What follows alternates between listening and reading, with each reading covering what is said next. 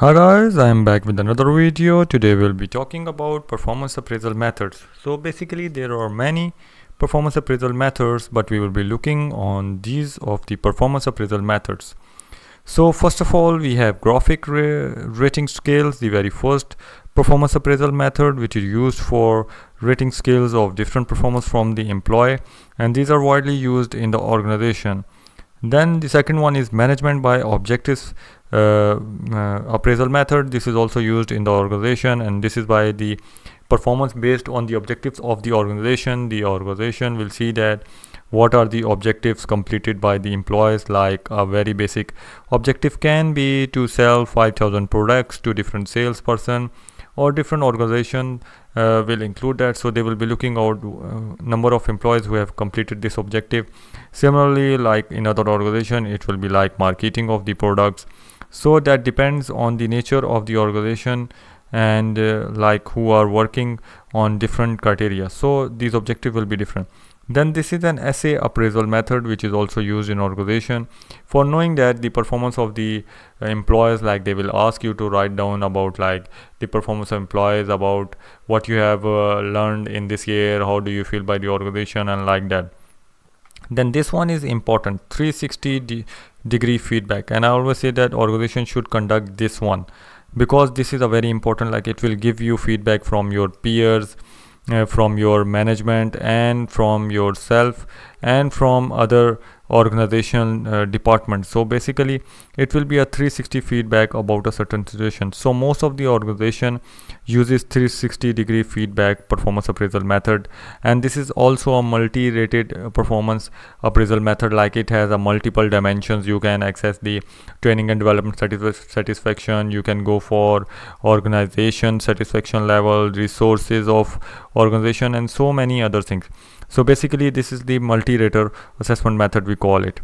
Then we go for the behaviorally anchored rating scales. This is basically in situations where you have to also monitor the behavior of the employees, how they are acting in the organization, and what they have done over a period of 1 year or like on monthly basis. This is like monitoring everything in it. This is like more advanced type of performance appraisal method.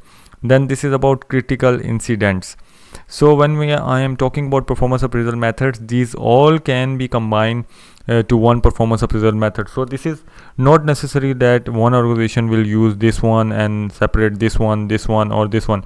Might be they will be using up like in one performance appraisal method all of them.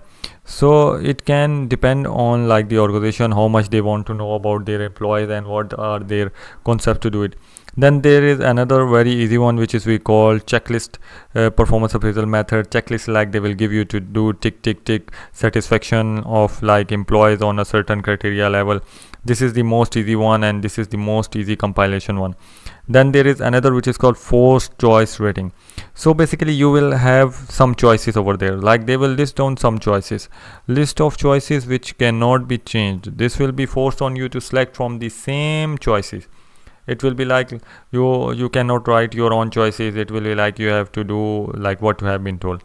Then they have another performance appraisal method which we call ranking method, and it has also sub headings which are like ranking according ranking of a department, of a person, of an employee according to like different ratings from the performance appraisal, or it can be through some survey or kind of thing. So it is further divided into alternation rating, paired comparison rating, forced distribution rating. So basically the organization can use one of them for their ranking method, so as a performance appraisal method. But most of the time I have seen that they always go for 360 degree, or they go for the checklist one for the easy one. So we can use the ranking method for paired comparison of the ranking of different departments among each other, the employees among each other, and we can also use it further for the improvement. So these are the performance appraisal methods, and this is just the overview. I haven't gone into details of any one of them. I have tried to summarize them all of one in one picture. So this is why I have gone through just a little bit about any one of them. If you want to know details of them, you can ask me, comment me, and you can also send me an email. So this video was up to here. If you like this video, do share with your colleagues, like and subscribe to my channel. Thank you.